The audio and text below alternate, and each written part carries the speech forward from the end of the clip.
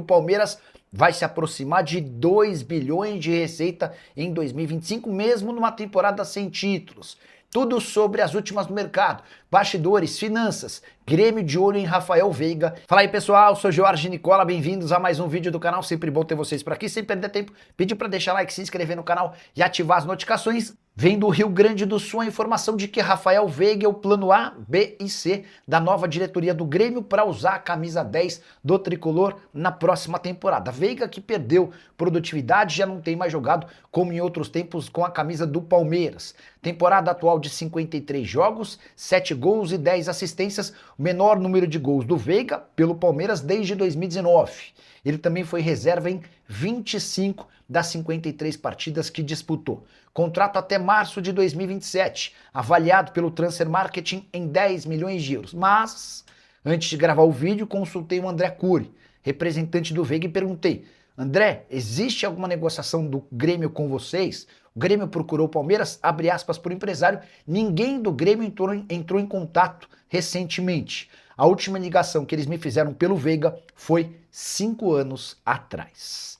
Preciso falar agora sobre o Palmeiras. E mesmo numa temporada sem nenhum título, foram 5 torneios e 3 vice-campeonatos, o Palmeiras vai bater com folga seu recorde de arrecadação. A estimativa no Verdão é de uma receita em 2025 de 1 bilhão e 700 milhões de reais. Só a título de comparação, na temporada passada, até então a temporada recorde do Verdão, haviam sido 1 bilhão 270 milhões de receita.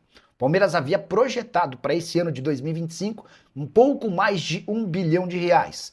E a receita veio muito superior por uma série de motivos, entre eles vendas de atletas. O Palmeiras obteve cerca de 700 milhões de reais com vendas de jogadores, com destaque para Vitor Reis, vendido para o City por 220 milhões de reais, e Richard Rios, vendido para o Benfica por 136 bilhões de reais. Até outubro, última divulgação do balancete do Palmeiras, o Verdão já havia colocado como receita 1 bilhão 360 milhões de reais. Copa do Mundo de Clubes também tem papel importante nessa arrecadação recorde. O Palmeiras disputou o torneio na metade do ano nos Estados Unidos e voltou para casa com 217 milhões de reais brutos. Nem o Flamengo havia alcançado 1 bilhão e 700 milhões de reais em sua história. É bem verdade que o Flamengo, rival do Palmeiras, por conta dos títulos e também de tudo, a temporada de 2025 deve bater 2 bilhões de reais. Só para completar, registrar ainda que o Palmeiras, nos 5 títulos disputados, terminou com 3 vice-campeonatos e enorme pressão no departamento de futebol. Segundo lugar, Palmeiras. O Palmeiras que tem essa questão do estádio, e ele tem também, né, o Palmeiras conseguiu gastar muito em elenco. Esse ano, né, Nicola, não estou enganado, foi só um jogador, né, 25 milhões de euros. Quer dizer, total 703 milhões de reais em reforços, 12 reforços, Amir. Então, aí você vê, isso se impacta no valuation, porque na hora que o elenco dele passa do Flamengo, sempre haverá essa disputa entre Flamengo e Palmeiras, mas o Flamengo vinha liderando como elenco mais valioso, e o Palmeiras cresceu muito, e tem essa questão também, essa máquina de venda de atletas. Então, por exemplo, ele vende atleta e com esse dinheiro ele continua reinvestindo, então ele não deixa de crescer no valuation. Então, ele não é um voo de galinha. O Palmeiras é um voo consistente, como foi o do Flamengo. Então, são os dois mais valiosos, embora o Corinthians tenha mais torcida. Então, de novo, esse é o mesmo argumento. Como é que o Corinthians vale menos que o Palmeiras? Bom, vários são os fatores. A questão da marca, que do Corinthians vale muito, mas não explora tanto quanto o Palmeiras, que tem uma marca, em tese, com menos potencial de torcida. A outra questão que eu acho que é fundamental, a questão do elenco. O Palmeiras disputando os títulos mais importantes e o Corinthians sofrendo muito agora, né? Por que eu estou citando Palmeiras e Nino? Posso assegurar para vocês que, se dependesse apenas de Abel Ferreira, essa negociação não aconteceria. Internamente, não dá para dizer que o Abel vetou o Nino, mas ele entendeu que existem opções melhores. O Abel, por exemplo, prefere o Vitão do Internacional ao Nino, mas dentro do Palmeiras há a impressão de que o Vitão é tão bom quanto, mas bem mais caro. O Nino pode ser comprado por 8 milhões de euros. O Internacional nem aceita começar a conversar por menos de 12 milhões de euros. Até por isso o Palmeiras hoje prefere tentar um acordo com o Nino. Diante dos vários erros cometidos, especialmente em 2025, com contratações de atletas que tiveram a indicação do Abel Ferreira, dá para citar Jefité, Mikael, M. Martinez, entre outros, o Verdão está decidido a começar a fazer contratações, ainda que não tenha a concordância e a aprovação total do treinador, que teve nessa quarta-feira o anúncio da sua renovação de contrato. Palmeiras de 2026 terá 386 milhões de reais para reforços, muito menos do que os 703 milhões investidos na aquisição de 12 atletas ao longo desse ano.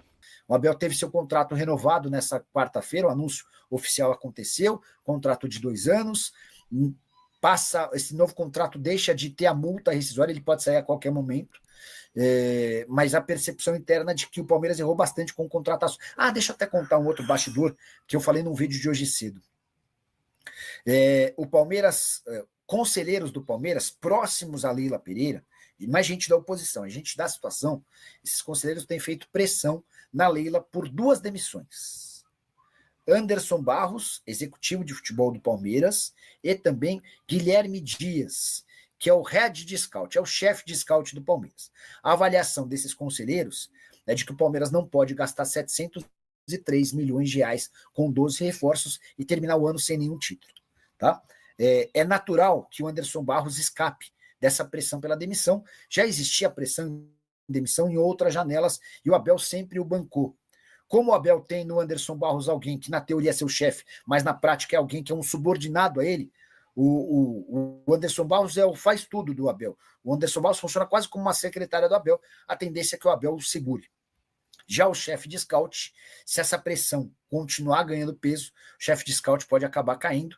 Guilherme Dias está há 11 anos trabalhando no Palmeiras, passou por praticamente todos os setores no departamento de futebol, começou a se desenvolver como alguém de scout na base, trabalhando ao lado do João Paulo Sampaio, foi promovido para o principal e virou o chefe de scout há algum tempo. De fato, o Palmeiras errou demais nas contratações nessa temporada, né? Dos 12 reforços que custaram 703 milhões, só 4 foram titulares na final da Libertadores. E um desses 4 só jogou porque o Everton se machucou, eu me refiro ao Carlos Miguel. Senão poderiam só 3. E quase 300 milhões de reais que o Palmeiras gastou com contratações de atletas, desses 703 milhões, são de jogadores que hoje a torcida não quer ver nem pintado de ouro.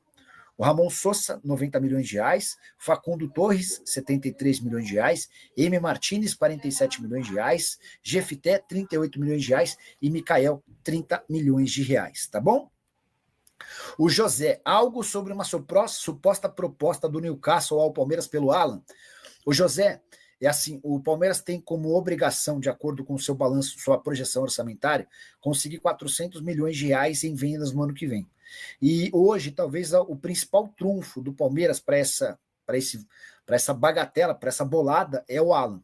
Mas a ideia do Palmeiras é não vender o Alan em janeiro, e sim em julho, na janela mais forte do futebol europeu, e com mais 6 meses para que o Alan se firme, tá bom? O Adrian Velasque. Reinaldo, lateral no Palmeiras, não. Só para lembrar, né? O Reinaldo, já bastante veterano, renovou o contrato com o Mirassol, e o Palmeiras hoje tem 2 laterais, né? Bem caros, Piquerez e o Jefité. Deixa eu registrar mais 2 superchats. A Cíntia Chaves. Boa noite. É verdade essa conversa de que o Matheus Pereira e o Palmeiras, como é que está sobre a renovação do contrato? Vamos lá, Cíntia.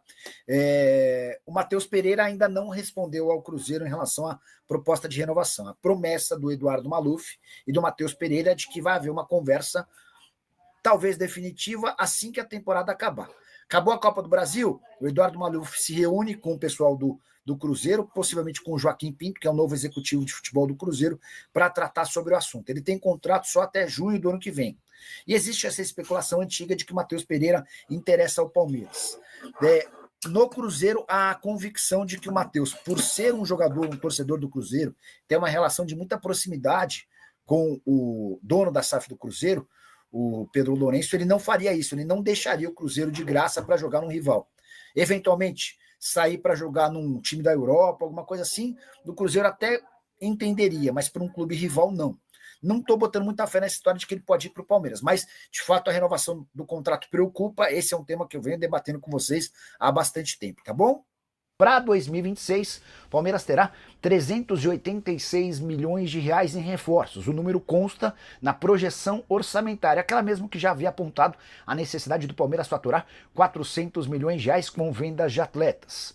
Queria registrar que para alcançar os 400 milhões, o Palmeiras vai precisar vender jogadores da base, que já foram promovidos ao time principal, um deles o Alan. Em relação a reforços, busca por um zagueiro é prioritária. Vitão do Internacional e Nino, que pertence ao Zenit, hoje são prioridade. Em relação ao primeiro volante, outra necessidade urgente. O Palmeiras consultou o Fabinho, mas já percebeu que ele não pode sair do Al Nassr, ou melhor, do Al Ittihad, da Arábia Saudita, antes do mês de junho. Ele tem contrato até lá com o clube saudita e ganha 11 milhões de reais por mês. Para completar, o Palmeiras tenta a contratação de John Arias, que pertence ao Wolverhampton. A informação que eu tenho é de que o colombiano não pensa em voltar ao Brasil antes do fim da atual temporada na Inglaterra, ou seja, em junho de 2026. Fala palestrinas, encerrando mais um vídeo aqui. Muito obrigado pela companhia de todos. Espero que a notícia tenha bem sido relevante para vocês. Muito obrigado pela força. Antes de deixar o vídeo, peço que vocês deixem aquela moral pro canal para continuar desenvolvendo. O like, senta o dedo aí no like. É muito importante pro canal, tá bom? Para quem está chegando agora, seja muito bem-vindo ao canal Alviverde, onde todos os dias tem notícia do Palmeiras, de domingo a domingo, para vocês ficarem sempre muito bem informados. Sejam muito bem-vindos. Aqui fica o meu convite. Venha, se inscreva no canal e faça parte da família. E também ativa o sininho de notificações. É muito importante porque o YouTube avisa toda vez que sai uma notícia nova. Então, sejam bem-vindos. Fiquem à vontade, o canal é para vocês. Deixe aí a opinião de vocês, tudo que foi passado aqui, no espaço dos comentários do canal. É muito importante, nós sempre estamos olhando todos os comentários e respondendo a todos. Mais uma vez agradeço a todos e mais uma vez sejam bem-vindos. Vou ficando por aqui e até a próxima. Tchau, tchau.